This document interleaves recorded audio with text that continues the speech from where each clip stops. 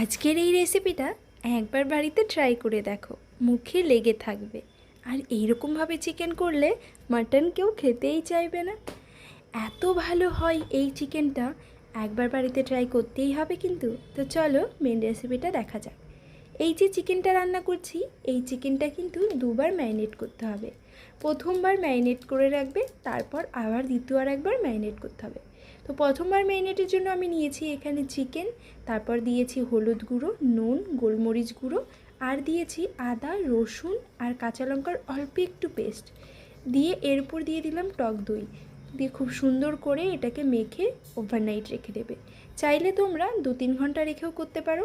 এবার রান্নার আগে শুকনো কড়াই বসিয়ে দিয়ে তাতে দিয়ে দেবে বেশ পরিমাণে ধনে আর গোটা জিরে, দুটো খুব সুন্দর করে ভেজে তুলে রেখে দেবে। এটা কিন্তু একদম ঠান্ডা করে গুঁড়ো করে নেবে, মিহি করে গুঁড়ো করবে। এবার পরের বারের চিকেন ম্যারিনেশনটা করা যাক।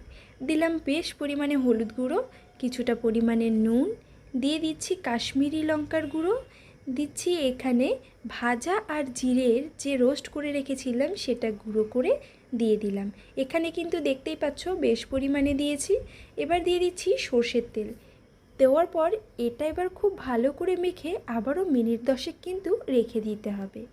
আমি এটা মেখে 20 মিনিট মতো রেখেছিলাম। 10 মিনিট রাখলেই হবে, যেহেতু এটা ওভারনাইট রাখা ছিল, বা 2-3 ঘন্টা রাখো, যেটাই রাখো। কিছুক্ষণ আগে ম্যারিনেশন করা যেহেতু হয়েছে, সেই জন্য এখন 10 মিনিট রাখলেও এনাফ। এবার শুকনো কড়াইটা বসিয়ে দিয়ে ভালো করে গরম করে দিয়ে দিলাম সর্ষের তেল। ফোড়নে দিচ্ছি গোটা শুকনো লঙ্কা, এখানে দিয়েছি 2টো এলাচ, দারচিনি, লবঙ্গ। ভালো করে ফুটে উঠতেই এবার দিয়ে দিলাম গোটা জিরে। গোটা জিরেটা ভালো করে ফুটে উঠতেই এবার দিয়ে দিচ্ছি এর মধ্যে ম্যারিনেট করে রাখা চিকেনটা।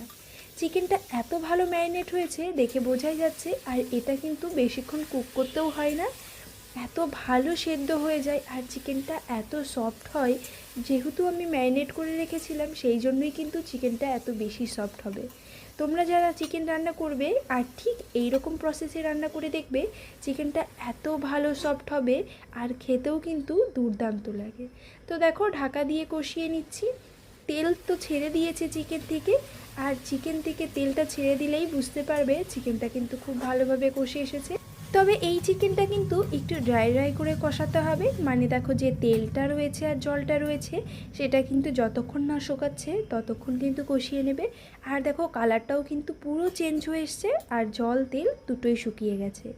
এবার এর মধ্যে দিয়ে দেব জল, একদম অল্প পরিমাণে জল দেবে, বেশি জল দেবে না।